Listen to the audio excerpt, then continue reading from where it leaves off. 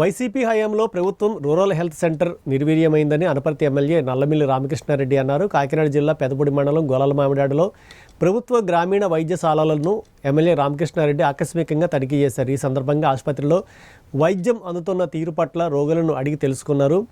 OP తక్కువ నమోదు అవడం పట్ల ఆరా తీశారు. ఆరోగ్య కేంద్రాన్ని అభివృద్ధి చేస్తామని హామీ ఇచ్చారు. ఇక్కడ గొల్లమాలలో గ్రామీణ ఆరోగ్య కేంద్రం రంగరాయ వైద్య కళాశాలకి అనుబంధ సంస్థ. ఇది 1966లో ఇక్కడ ఈ ఆర్హెచ్సిని ఏర్పాటు చేయడం జరిగింది. మరి గత ప్రభుత్వంలో అంటే కాంగ్రెస్ ప్రభుత్వం ఉండగా ఇక్కడ హాస్టల్ బిల్డింగ్స్ కానీ అదేవిధంగా ఆసుపత్రి బిల్డింగ్ కానీ టోటల్గా డైలాప్టెడ్ కండిషన్స్కి వచ్చేసి శిథిలమైపోయిన పరిస్థితుల్లో ఆనాడు medical council of India Rangaraya medical కాలేజీకి 7 పీజీ సీట్లను కూడా రద్దుపరచడం జరిగింది. అటువంటి పరిస్థితిలో 2009 నుంచి 2014 ఉన్న ఎమ్మెల్యే గారికి ఇక్కడ రంగరాయ మెడికల్ కాలేజ్ ప్రిన్సిపల్ గారు అనేక మార్లు విన్నవించినప్పటికీ లేదా వైద్య ఆరోగ్య శాఖ అధికారులు అనేక మార్లు విన్నవించినప్పటికీ ఆనాటి కాంగ్రెస్ ప్రభుత్వం నుంచి స్పందన లేకపోవడం, మెడికల్ కాలేజ్ అధికారులు కానీ వైద్య ఆరోగ్య శాఖ అధికారులు కానీ ఏమీ చేయలేని పరిస్థితిలో మెన్నకుండిపోవడం.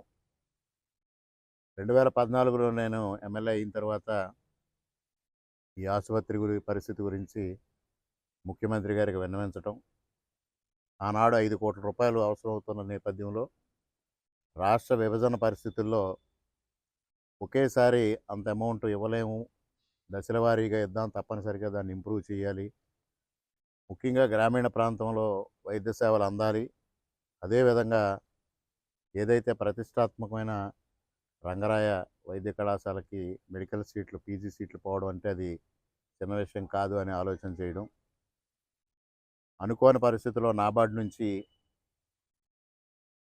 ఆరోగ్య సంస్థల్ని అభివృద్ధి చేయాలనే ఆలోచనతో సహకారం అందడం, దానిలో వెంటనే ముఖ్యమంత్రి గారు 5 కోట్ల రూపాయలు దీనికి కేటాయించడం, నిర్మాణం పూర్తి చేయడం కూడా జరిగింది. ఈ నిర్మాణం పూర్తయ్యే లోపే మరి వైద్య ఆరోగ్య శాఖ అధికారులు, అదేవిధంగా రంగరాయ మెడికల్ కాలేజ్ ప్రిన్సిపల్ గారు, ఇతర ప్రొఫెసర్స్ అందరితో ఇక్కడ సమావేశం ఏర్పాటు చేసుకుని గ్రామీణ ప్రాంతాల్లో ముఖ్యంగా గొల్లలమామిడాడ దీని సరౌండింగ్ విలేజెస్కి వైద్య సేవలు అందించాలి అంటే దీన్ని అందుబాటులోకి తీసుకురావాలని నిర్ణయం తీసుకొని మెడికల్ కాలేజ్ నుంచి స్పెషాలిటీస్ ప్రతి వారం 2-3 రోజుల పాటు వివిధ రకాల వైద్య సేవలు అందే విధంగా స్పెషాలిటీస్ అందుబాటులో ఉండే విధంగా చేశాం. ఇక్కడ ఆ రోజు ఏదైతే పార్టీ నాయకులు ఉన్నారో వీరే చొరవ తీసుకుని చుట్టుపక్కల గ్రామాల్లో ఈ విధమైన వైద్య సేవలు ఇక్కడ అందుతున్నాయని ఒక ప్రచార కార్యక్రమాన్ని కూడా నిర్వహించడం, ఆ రోజు దాదాపుగా ప్రతిరోజు 150 వరకు ఓపీ వచ్చే విధంగా చర్యలు తీసుకోవడం జరిగింది. అదేవిధంగా ప్రిన్సిపల్ గారి చొరవతో కొంతమంది స్పెషలిస్టులు ఇక్కడ ప్రత్యేకంగా పంపించడం, దానివల్ల ప్రజలకి సౌకర్యవంతంగా ఉండడం జరిగింది. ఇక్కడ వైఎస్ఆర్సీపీ ప్రభుత్వం వచ్చిన తర్వాత మరలా పూర్తిగా నిర్వీర్యం చేసిన పరిస్థితిని చూసాం. ఎందుకంటే ఒక పెద్ద ప్రైవేట్ డాక్టర్ గారు ఎమ్మెల్యే అవ్వడం, వారికి ప్రైవేట్ హాస్పిటల్స్ పైన ఉండే అభిమానం కానీ, ఆప్యాయత కానీ, పక్షపాతం కానీ ప్రభుత్వ ఆసుపత్రుల పట్ల ఉండదు అనేది మనందరికీ తెలిసిన విషయం. అటువంటి పరిస్థితుల్లో దీనిపైన శీతకాన్ని వేయడం, ఇవాళ మేము సడన్గా ఇక్కడికి వస్తే ఇప్పటికి ఓపీ 24 మాత్రమే ఉంది.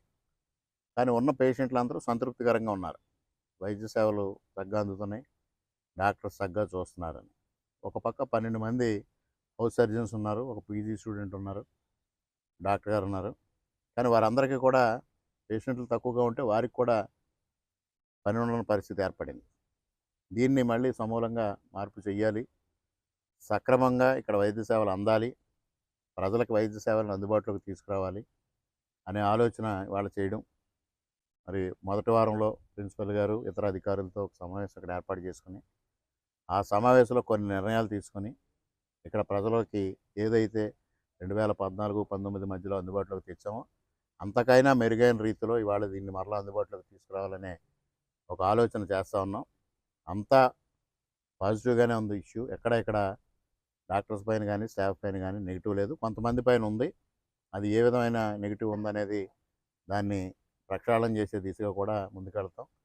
తప్పనిసరిగా ఈ ఆసుపత్రిని ప్రజలకు అందుబాటులోకి తీసుకురావడం కోసం సక్రమమైన చర్యలు తీసుకోవడం జరుగుతుందనేది ఈ సందర్భంగా తెలియజేసుకుంటూ సెలవు.